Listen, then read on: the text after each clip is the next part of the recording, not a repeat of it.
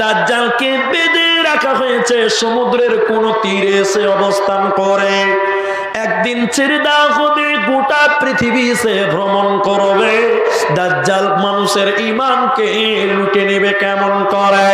যারা কমজোর ঈমানদার, যাদের ঈমানের ভিতরে দুর্বলতা আছে, ঈমানের মধ্যে ত্রুটি আছে, দাজ্জাল পৃথিবীতে এসে বলবেন আমি আল্লাহ, তোমরা আমাকে সাজদা করো। কমজোর ঈমানদার বলবে তুমি আল্লাহ হতে পারো না। আল্লাহ হলে মৃতকে জীবিত করতে পারবে, জীবিতকে মৃত করতে পারবে, তুমি তো পারবে না, তুমি আল্লাহ নয়। এবার দাজ্জাল বলবে আমি যদি মৃতকে জীবিত করতে পারি, আমি যদি মৃতকে জীবিত করতে পারি, তোমরা কি আমাকে আল্লাহ বলে মানবে? যারা দুর্বল ঈমানদার তারা বলবে অবশ্যই মানবো, যিনি মৃতকে জীবিত করতে পারে তিনি তো আল্লাহ। এবার দাজ্জাল আপনার বাবাকে, আপনার দাদা আজকে 70 বছর আগে মারা গেছে, আপনার দাদুকে কবর থেকে তুলবে। আর আপনার দাদু বলবে পোতারে, ইনি তোদের আল্লাহ, তুমি তাকে সাজদা করো। যাদের ঈমানে ত্রুটি আছে, কমজোর ঈমানদার, ওরা তখন বলবে নিশ্চয়ই ইনি আল্লাহ, মৃতকে জীবিত করতে পেরে গেছে। আপনার বাবাকে কবর থেকে দাজ্জাল তুলবে, সেই দাজ্জালের সামনে বাপ বলবে বেটা এটাই তোমাদের আল্লাহ, সাজদা করো। বাপের কথা শুনে কমজোর ঈমানদার সাজদা করবে, কিন্তু না না না বন্ধুরে আমার, দাজ্জাল আপনাকে জান্নাতের প্রলোভন দেখাবে আর বলবে এটা জান্নাত, এত পাওয়া থাকবে, কিন্তু ওই যে কবর থেকে উঠেছে আপনার দাদা, ওটাই আপনার দাদু নয়, ওইটাই আপনার দাদু নয়, বাপ নয়। যিনি কবর থেকে উঠে এসেছে ও হলো আযাজিল, শয়তান। শয়তান আপনার বাপের রূপ নিয়েছে, শয়তান আপনার দাদার আকৃতি নিয়েছে। অতএব মনে নাও মুসলমান, জেনে নাও মুসলমান, দাজ্জাল পৃথিবীতে আল্লাহ দাবি করবে আর কমজোরি ঈমানদাররা তাকে সাজদা করবে। দাজ্জাল ঈমানকে লুটে নিবে, মানুষকে বেঈমান মানিয়ে গুনাহগার বানিয়ে জাহান্নাম দিবে। এজন্য নবী বলেছেন আমার উম্মতের সবচেয়ে খতরনাক ফিতনা হলো দাজ্জালের ফিতনা। কিছু কিছু লোক কাগজ ধরে ধরে বলছে, তারিখ ধরে ধরে, যে 2025 সালে ইমাম মাহাদি আসবে। কিছু কিছু লোক বলছে না ইন্টারনেটে।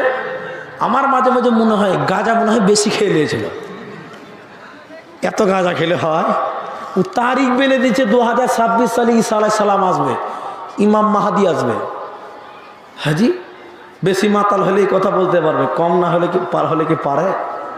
দেখেন দাজ্জালের শেষ পরিণতিটা দেখলেন, দাজ্জালের শেষ পরিণতি এটা বিরাট ফিতনা। আর দাজ্জালের ফিতনা থেকে বাঁচার জন্য একটা দোয়া আছে, আমি দোয়াটাও আপনাদের শিখিয়ে দিব, টেনশন নিয়েন না। তবে রাত অনেক বেড়ে যাচ্ছে, শর্টে করতে চাইছি, শর্টে নিয়ে যাব। দাজ্জালের শেষ পরিণতিটা আপনারা একটু লক্ষ্য করেন। জাযাকাল্লাহ। দাজ্জালের শেষ পরিণতিটা আপনারা দেখেন। দামাস্কের পূর্ব শহরে, কথাগুলো শুনেন, দামাস্ক শহরের পূর্ব অঞ্চলের কোন এক মসজিদের সাদা মিনারে আসরের জামাতের সময়, আসরের জামাত আরম্ভ হবে এমন টাইমে ঈসা আলাইহিস সালাম আসমান থেকে সেই মিনারে অবতরণ করবেন, নামবেন। তাইলে ঈসা আলাইহিস সালাম এক মসজিদে মিনারায় আসরের ওয়াক্তে নামবেন। হাদিসটা শুনেন, তিনি এসে উজু করে নামাজে দাঁড়াতে যাবেন, তখন লোকেরা বলবেন যে আপনি নামাজের ইমামতি করেন, আপনি নামাজের ইমাম হন। ঈসা আলাইহিস সালাম বলবেন এই উম্মতের আপনারা সম্মানিত মানুষ, আপনারাই নামাজ পড়ান। যাই হোক, ইমাম মাহাদির সঙ্গে সাক্ষাৎ, নামাজের পর ঈসা আলাইহিস সালাম মুমিন বান্দাদেরকে নিয়ে আলোচনায় বসবেন, দাজ্জাল সম্পর্কে আলোচনায় বসে যুদ্ধের ঘোষণা করবেন ঈসা আলাইহিস সালাম। সেই যুদ্ধের 95% মুসলিম মারা যাবে, সেই যুদ্ধে 95% মুসলিম মারা মারা যাবে, গোটা পৃথিবীতে রক্তের বন্যা বয়ে যাবে, কিন্তু শেষের বেলায় মুসলিমদেরই বিজয় হবে। বলেন আলহামদুলিল্লাহ। কেমন? শোনেন ঘটনাটা শোনেন। ঈসা আলাইহিস সালাম যুদ্ধ ঘোষণা করবেন, যুদ্ধ করবেন মুমিনেরা। দাজ্জালের সঙ্গ পাঙ্গু, দাজ্জাল যেখানে লুকাবে, একটা গাছের নিচে, গাছের পেছনে লুকাবে দাজ্জালের লোক। গাছ তখন বলবে, ও আল্লাহর বান্দা, এই গাছের নিচে একজন দাজ্জাল লুকিয়ে আছে, তোমরা তাকে খুঁজে নাও। পালাবি কোথায় বল? ইমানদাররা তাকে ধরে নিবে। দেওয়ালের পেছনে লুকাবে, দেওয়াল বলবে, ও আল্লাহর বান্দারা, এইখানে একজন দাজ্জাল লুকিয়ে আছে, তোমরা তাকে ধরো। ইমানদার তাকে যে জবান করবে, হত্যা করবে, যেখানে যাই না কেন ওই জায়গাতে ইমানদারেরা, আল্লাহ ওয়ালারা তাকে হত্যা করবে। শুধুমাত্র একটা গাছ দাজ্জালের পক্ষে থাকবে, দাজ্জালকে আর করবে। এই করতে করতে একটা গেটে, বন্ধুরে আমার, এক গেটে যখন দাজ্জাল পেরিয়ে যাবে, ঈসা আলাইহিস সালামের সঙ্গে সেখানে দেখা হবে।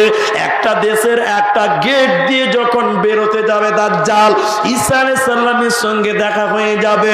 দাজ্জাল ঈসা আলাইহিস সালামকে দেখে মনের মতন গলতে লাগবেন। মন যেমন গলে যায়, লবণ যেন যেমন গলে যায়, দাজ্জাল ঈসা আলাইহিস সালামকে দেখে ওই রকম গলে যাবে। ঈসা আলাইহিস সালাম তলোয়ার নিয়ে এক কূপে তার বান্দ্রামিকে চিরতরে বন্ধ করে দিবে। নবী ঈসা দাজ্জালের শেষ পরিণত ঘটিয়ে দিবে। নবী বলছেন, এই উম্মতের জন্য সবচেয়ে বড় ফিতনা, খতরনাক ফিতনা হলো দাজ্জালের ফিতনা। অতএব উম্মতের জন্য এবার দোয়াটা কি? দাজ্জালের ফিতনা থেকে বাঁচবেন, দোয়াটাও শিখেলেন, কাজে লেগে যাবে ইনশাআল্লাহ। বিসমিল্লাহ। দাজ্জালের কাছ থেকে বাঁচবেন, নবীজি দোয়া শিখিয়ে দিয়েছেন, আমল শিখিয়েছেন। আপনাকে আমি আমলও দিব, দোয়াও দিব। তার আগে আমি আপনাকে বলি, তাহলে পৃথিবীতে ফিতনা আসবে। দুনিয়া একটা ফিতনা, নারী একটা ফিতনা, আপনার কিনা বিধর্মীদেরকে, ইহুদি নাসারাদের নবীর সুন্নত বিকৃত করা একটা ফিতনা, এরপরে ভণ্ড নেতাদের ফিতনা, শেষের বেলায় বললাম দাজ্জালের ফিতনা। এবার চলেন হাদিসের জগতে যাই। আর একটা জিনিস আপনাকে লক্ষ্য করাই, তাহলে আপনি বুঝতে পারবেন। নবীজি বললেন, হযরতে হুযায়ফা ইবনে ইয়ামান তিনি রাবী, তিনি বয়ান করেন, বিশ্ব নবী বলেছেন, গ্রীষ্মের হাওয়ার মতন ফিতনা আসবে, যা সব কিছুতে পতিত হবে, কখনো গরম, কখনো হালকা, কখনো বেশি, কখনো কম, কখনো বেশি, সব জায়গায় তোমরা দেখবে। তখন পৃথিবীতে শান্তি পাবে না, পৃথিবীতে ফিতনা ফাসাদ বেড়ে যাবে। অন্য আরেক জায়গায় এই হাদিসটা শুধু আপনাদেরকে শোনার জন্য আহ্বান করি। হাদিসের রাবী হযরতে আনাস, নবীজি বলেছেন, আমার উম্মতের লোকেরা যখন পাঁচটা জিনিসকে হালাল মনে করবে, পাঁচটা বিষয়কে যখন গ্রহণ করবে, শুনে নাও, বিশ্বনবী বলছেন, তখন তাদের ভিতরে মিল, মহাব্বত, একতা থাকবে না। আল্লাহ লানত বর্ষণ করবে, গজব নাজিল করবে। পাঁচটা শুনে যান, এটাই লাস্ট হাদিস। আমি সারাংশের দিকে নিয়ে যাচ্ছি, 1:30 বাজে।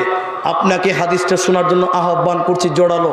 মায়েরাও শুনেন, পাঁচটা জিনিস যখন মানুষেরা গ্রহণ করবে। এক, নবীজি বলছেন, আমার উম্মত যখন মদ পান করবে, কি পান করবে? মদ। কি পান করবে? মদ। এখন মুসলমানেরা মদ খায় কি খায় না? কম না বেশি? যত মদ বিক্রি হয়েছে রে বাপ, বলছে মমতাকার ভোট দিব না। এক মাতাল বলছে, জানেন, বলছে মমতাকার ভোট দিব না। তোকে জিজ্ঞাসা করছে কেন? কিছু মদের দাম যত বাড়াইছে, মানে সবাই আপন আপন ধান্দাতে থাকে আর কি, বুঝতে পারছেন কি? বলছে মদের দাম যত বাড়ছে ওকে আর ভোট দেওয়া যাবে না। মানে ওই যে বলে না, চাচা আপন জান বাঁচা। তো মুসলমানেরাও মদ খায়, শুধু বোতলে যেটা থাকে ওইটার নাম মদ। এটা কে বলেছে ভাই? ওইটাই শুধু মদ নয়, কিছু কিছু লোক দেখবেন রাস্তাঘাটে এরকম ছিঁড়ছে, দুটা কাগজ, একটা ছিঁড়ে আর একটা ছিঁড়ে ভরছে, মুখে ভরছে, আর সবসময় পাটি ছাগলের মতন প্যাচ প্যাচ প্যাচ প্যাচ প্যাচ প্যাচ করে। আছে না পাটি ছাগল? বুঝেন? পাটি ছাগল দেখবেন একদিকে খাবে আর একদিকে হাঁকবে। কিছু কিছু লোক এই কি বলে বিমল, বিমল আছে না নাই, এরকম ছিঁড়ছে আর প্যাচ প্যাচ করে সব সময় চাবাচ্ছে। ও বাথরুমে গেছে তাও আর মুখ পচ পচ পচ পচ পাটি ছাগলের মতন প্যাচ প্যাচ করতেই আছে না? নবীজি বললেন যখন নেশাকে হালাল মনে করবে পাঁচটার মধ্যে একটা, 2 নম্বর নবীজি বলছেন শোনো, যখন আমার উম্মতের লোকেরা পুরুষ মানুষেরা রেশমি সুতার কাপড় পিনবে, রেশমি সুতোর কাপড় যারা পরিধান করবে তারা এই 2টা আমল।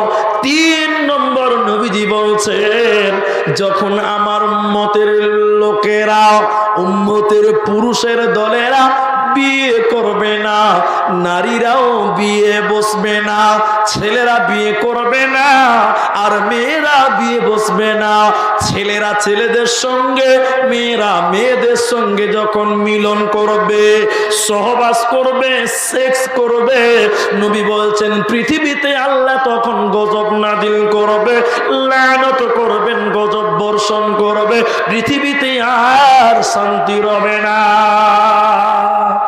এখন কিছু লোক আর বিয়ে করতে চায় না, আছে না? 35 বছর বয়স, চাচা বিয়ে করছেন না কেন? ওকে দাদা বলা উচিত, কিন্তু লোক চাচা বলছে ওকে, তাও শরম হয় না।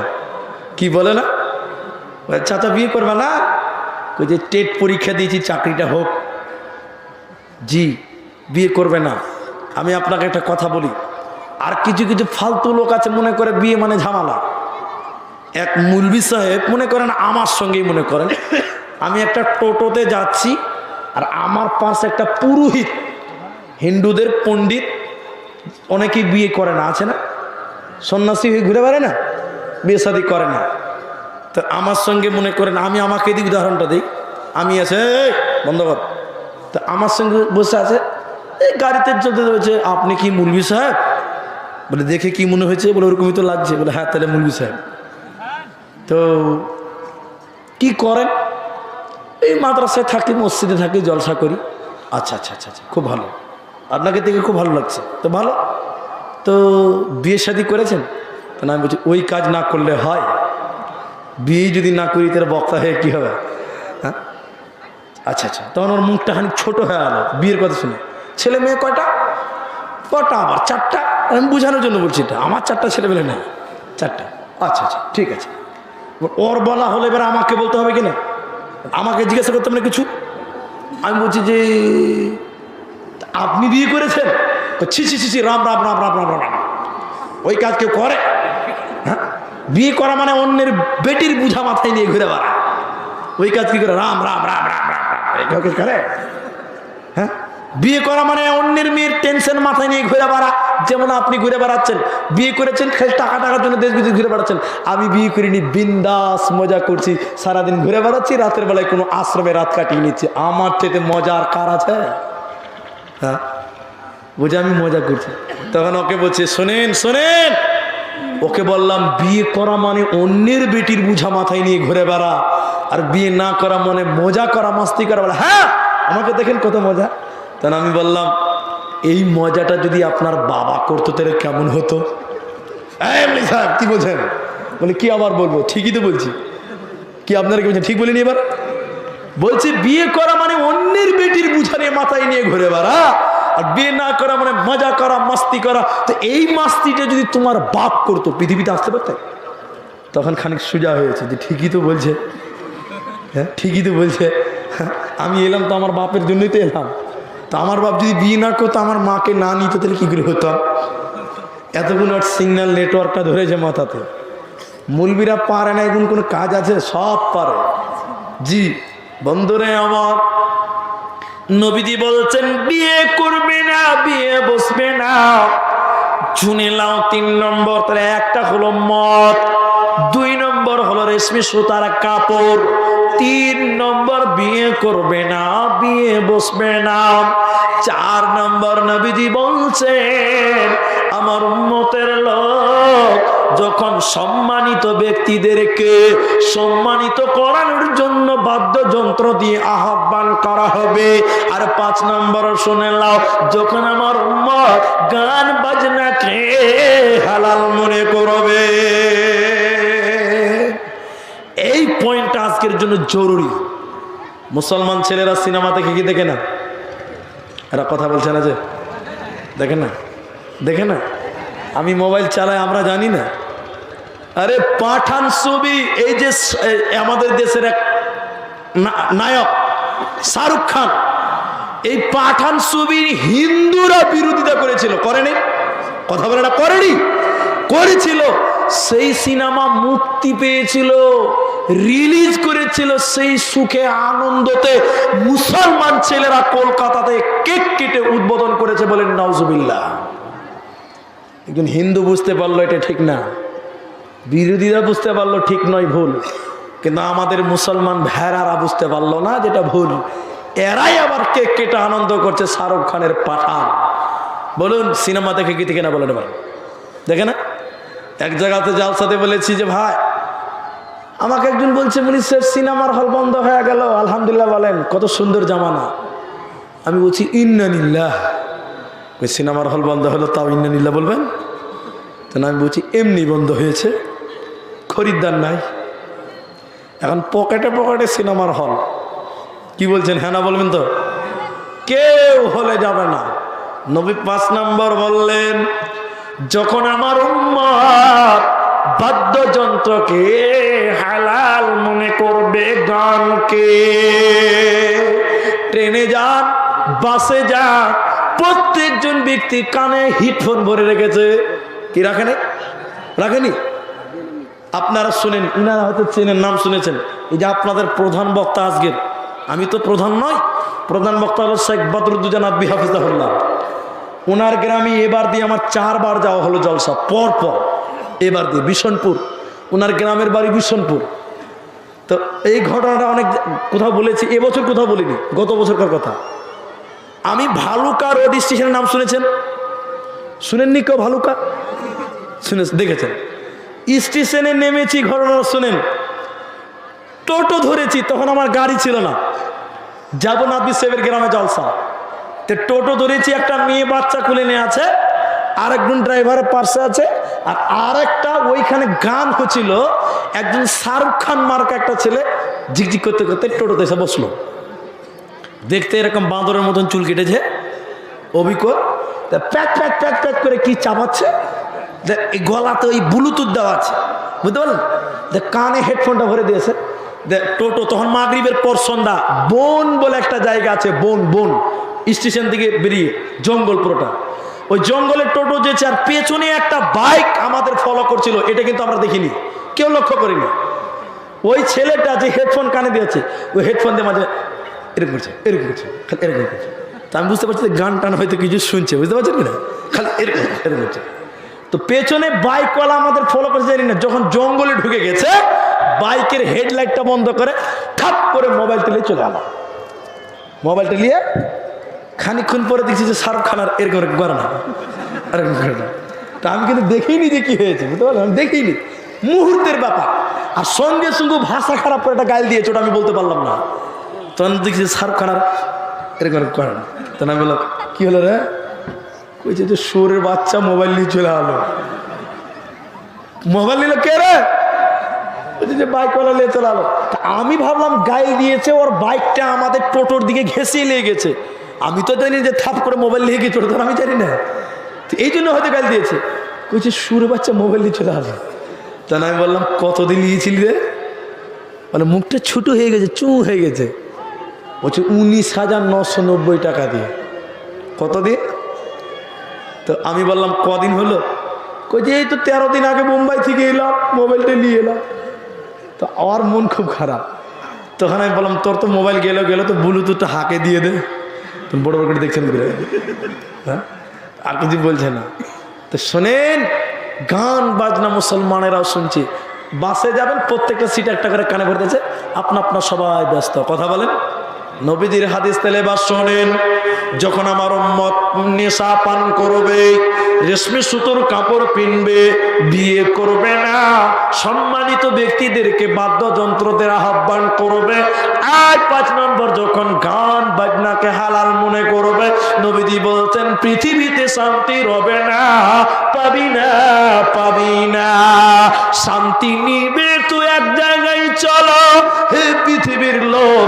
এই আয়াতের শেষ আমি আর হাদিস বলবো না, শুধু আয়াতের তর্জমাটা করে আল্লাহ তাবারাক ওয়া তাআলা বলছেন সূরা তওবার ভিতরে 8টা কথা আল্লাহ বলার পর, হে পৃথিবীর লোক, এই 8টার পেছনে তোমরা দৌড়িও না।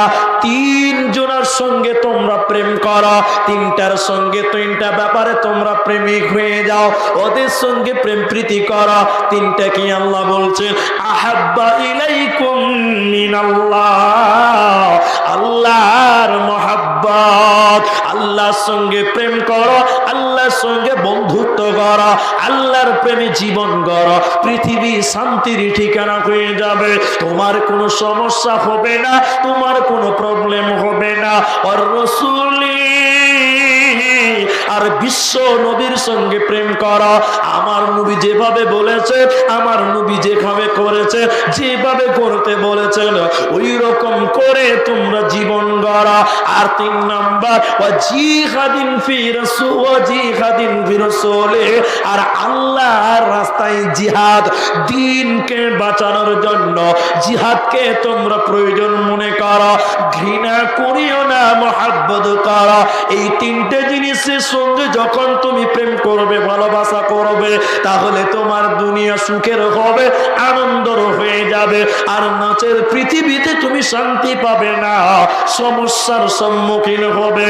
আল্লাহ তাবারাক ওয়া তাআলা বলেন, ওয়াল আসরি, সময়ের কসম, কালের কসম, ইন্নাল ইনসানা লাফি খুসর, নিশ্চয়ই মানুষের ক্ষতির মধ্যে নিমজ্জিত রয়েছে, নিশ্চয়ই মানুষের ক্ষতির মধ্যে রয়েছে, ইল্লাল্লাযীনা আমানু, তবে যারা ঈমান এনেছে, আল্লাহর প্রেমে যারা পড়ে গেছে, ওয়া আমিলুস সলিহাত, আর যারা ভালো ভালো কাজ করেছে, সলেহ কাজ করেছে, ওয়া তাওয়াসাউ বিল হাক্কি, এবং যারা হকের কথা বলে, ন্যায়ের কথা বলে, ওয়া তাওয়াসাউ বিস সবরে, এবং যারা ধৈর্যের কথা বলে, এই 4টা গুণ যার ভিতরে থাকবে, আর আল্লাহর মহব্বত, রাসূলের মহব্বত, জিহাদের মহব্বত, এই 3কে যারা গ্রহণ করবে, এদের দুনিয়া শান্তি হবে, নচেত পৃথিবী তোমাদের জন্য অশান্তির জায়গা বেনে যাবে, শান্তি রবে না, রবে না।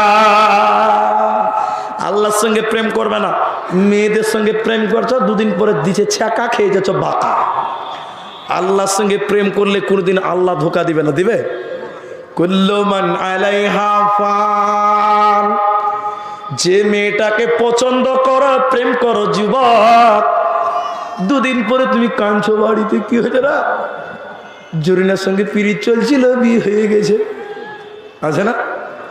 ছ্যাঁকা খেয়ে বেকা হয়েছো, তুমি অমুককে পছন্দ করো, তার বিয়ে হয়ে গেছে, তোমাকে ধোঁকা দিয়েছে। আল্লাহ বলছেন ওই মেয়েকে পছন্দ করো, সে ধোঁকা দিবে, ধ্বংস হবে। পৃথিবীর প্রেমে পড়েছো, পৃথিবী ধোঁকা দিবে, একদিন ভেঙে যাবে। মা বাপ একদিন ভেঙে যাবে, ধ্বংস হয়ে যাবে, ধোঁকা হয়ে যাবে।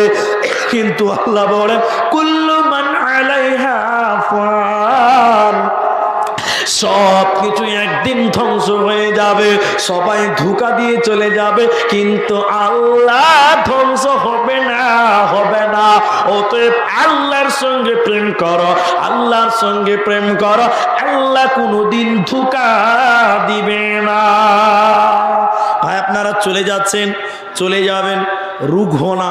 আমার পরেও বক্তা আছে স্টেজে, এসছে নাকি? আসেন। আমার পরেও বক্তা আছে, আপনারা আমাকে বাদি দিয়ে দেন। আমার মূল্যবান, আমার সাধারণ যে কথাগুলো বললাম সেগুলো আপনারা ভুলেই যাবেন, হয়তো বা নিতে পারছেন না, বিরক্ত লাগছে।